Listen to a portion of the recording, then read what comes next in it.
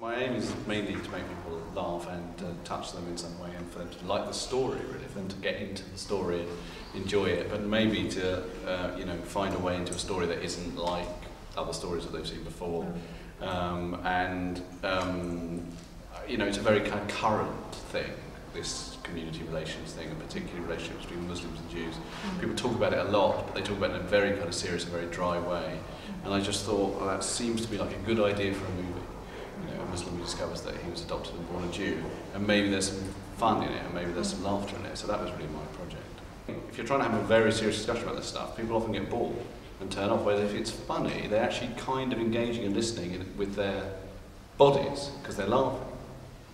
I can't make any grand claims for it as a thing that will provide calm or reason in the debate between communities or in the multiculturalism or whatever. For me, it stands alone as a narrative and a story and an entertainment.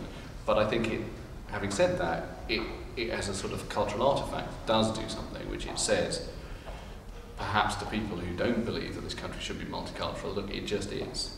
Here is a film which is not got in it sort of the standard kind of white Christian main character part. It's just got in people who are from ethnic minorities of two types.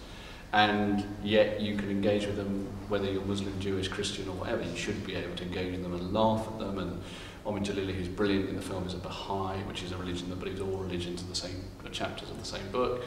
And I kind of think, that's its statement in a way. Its statement is, get used to it. We just live amongst all these people.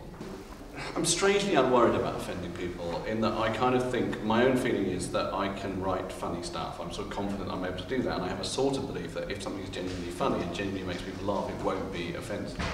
That's a kind of theory of mine, a kind of philosophical theory, that if something is genuinely funny and doesn't come from a place of hate, it doesn't come from a place of misanthropy, and doesn't come from a place of trying to upset people, then it's going to be funny and it won't actually be offensive. Now, that doesn't mean that some people won't get offended, because people do.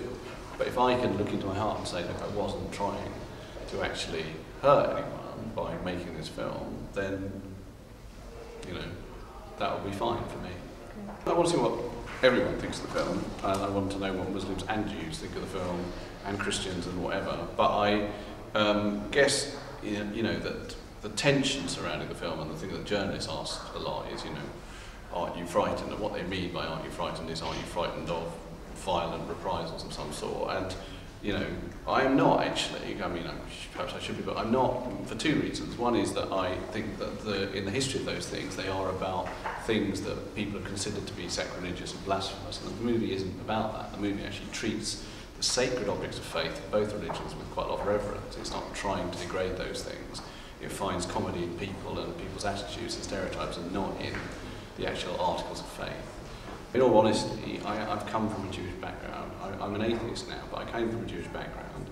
So I'm sort of pretty comfortable in knowing what will and will not work when actually make Jews laugh and whatever. But I don't know that so much about Muslims. So obviously, just as a comedy writer, I'm kind of experimenting here. So that's why I need people like you to come and find the film funny to make me think I've done all right.